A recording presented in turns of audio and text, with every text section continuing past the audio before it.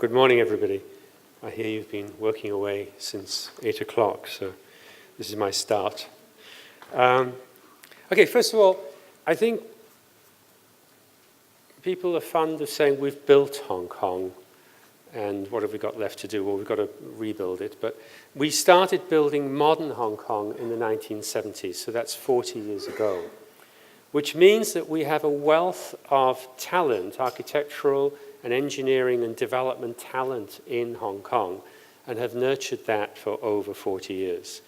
By comparison, China, modern China, really emerged since 2000. So although the cities of China have far surpassed Hong Kong in size, complexity, building type, and connectivity, the depth of talent resides actually in Hong Kong. And here's some of the global names that expanded out of Hong Kong into the world, established their reputations in Hong Kong. Ecom, of course, from America, but Ecom was well established as Monsel across Asia. Ourselves, Arup, Oricon, so many, P&T going back to the 19th century. And along the Belt of Road, we have Hong Kong developers. Since the 80s and 90s, Hong Kong developers moved down to the Maritime Silk Road, into Singapore, into Malaysia, and you recognize those names. And they were actually making use of the old trading routes that are 150 years old. And now we have PRC developers such as Huawei and Greenland and Wanda also moving down the road all the way through to London, in fact. Off-road, rather tongue-in-cheek, I've put a few names there, off-road, and I'm sure most of those off-road people are now looking to be on-road. And here's a map that you all know very well, the land-based road and the maritime Silk Road. We have offices along most of that road, mostly based on the Maritime Silk Road because we started in Hong Kong. We're proud to be made in Hong Kong, and we expanded out from Hong Kong through the Maritime Silk Road to London. The Middle East was a great boon to us as a central holding point and expansion point. And our projects, if we don't have offices, we have projects both along the land-based Silk Road and along the Maritime Silk Road. And you'll see from those little snippets around there, there's quite a variety of projects, from infrastructure projects to commercial projects, residential projects. So from Hong Kong, we've exported, together with our fellow consultants, such as Ecom, Atkins, Arup, we've been exporting specialist expertise, rail expertise in the late 90s through to Kuala Lumpur. We learnt our rail expertise from the Mass Transit Rail Corporation of Hong Kong, who they themselves exported it to the LTA in Singapore in the 90s, in the 80s and 90s. And then we built out the Dubai 45 stations for Dubai, known fondly as the cockroaches. Also using the Maritime Silk Road, exporting commercial design expertise. And here I've just shown some of the if you like, the frontier projects that we established early 90s in Singapore and Vietnam, and through now to Yangon in Myanmar. We increasingly are finding that our Chinese partners, our Chinese developers in the PRC, are moving down the Belt and Road. And a particular note to us are groups like China Merchants, who we work with on the mainland. 65% of our work is on the mainland. And China Merchants is now looking to develop ports across the world, and we're working on the master plan for Djibouti. Similarly, Greenland, who are China's largest developer, we're working on two very, very large developments for them in Johor Bahru, Malaysia. The new Eurasian land bridge is more of a challenge to find work opportunity for development construction consultants. The countries themselves on the borders with China have quite a number of political problems, of course, and it's harder to find investment opportunities. The railway, the Pan-Asia Railway network to the Southeast Asia is a much more likely opportunity for us.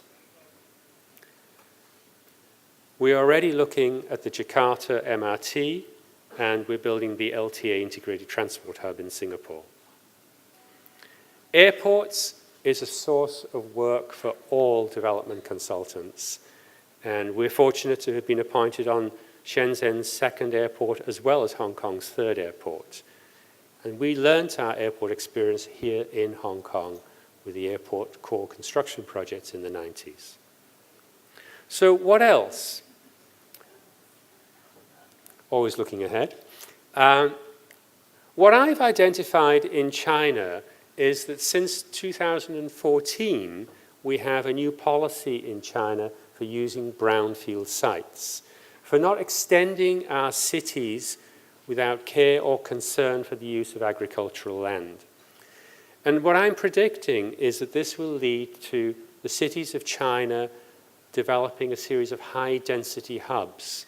So cities that are established, such as Shenzhen, Shanghai, cities of over 12 to 20 million people, will develop with high-density hubs. And this will enable a reduction in trips to work and therefore pollution. And these high-density hubs will occur over subway stations. Now, luckily, Hong Kong already has that development pattern. The reason it's so convenient to get to work in Hong Kong is that we have extreme high density in a number of hubs, such as Central, Kowloon, Sha Tin, Chun Mun, Chun Wan, and so on. Otherwise, our land is virtually empty. We've only developed on 25% of our land. Now, rightly or wrongly, what that has led to is expertise in extreme high-density development, even higher than the density of development you now see in the cities of China. And also, we lead here in Hong Kong in transport-orientated development, TOD development. And that's because of the land use pattern of the mass transit railway, where the railway was paid for by the land, development, air rights development of the land. So knowing that, we can investigate cities across the world and predict where they will develop these high-density nodes. And here's one in good old Paddington in London, where an existing transport-orientated development has been extended around the Regent's Canal.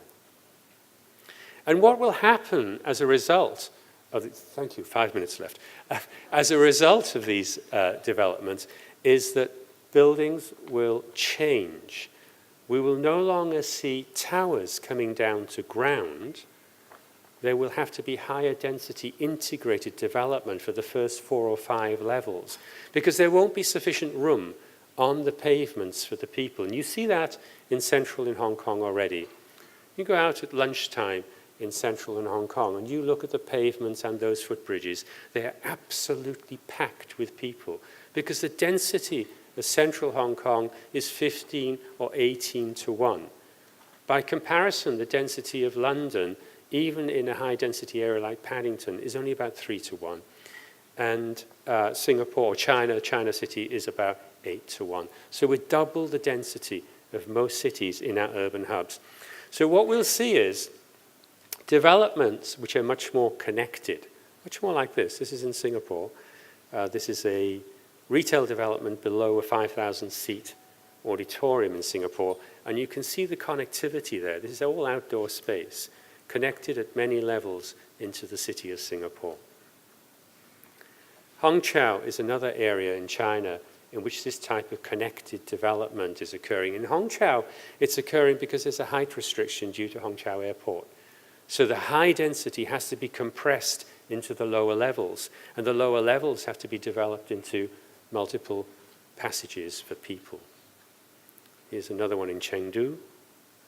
So, on the left, we have the old disaggregated pattern of buildings, where each usage of building and each building comes down and meets the ground individually, and the pavements and roads irrigate our city. On the right, we have the new model of integrated commercial residential development, which fits very much with a live, work, recreate pattern that our people are searching for today.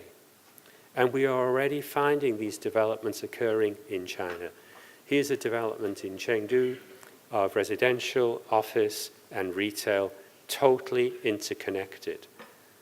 Here's another, and another just across the board in Shenzhen. So you can see that this is coming.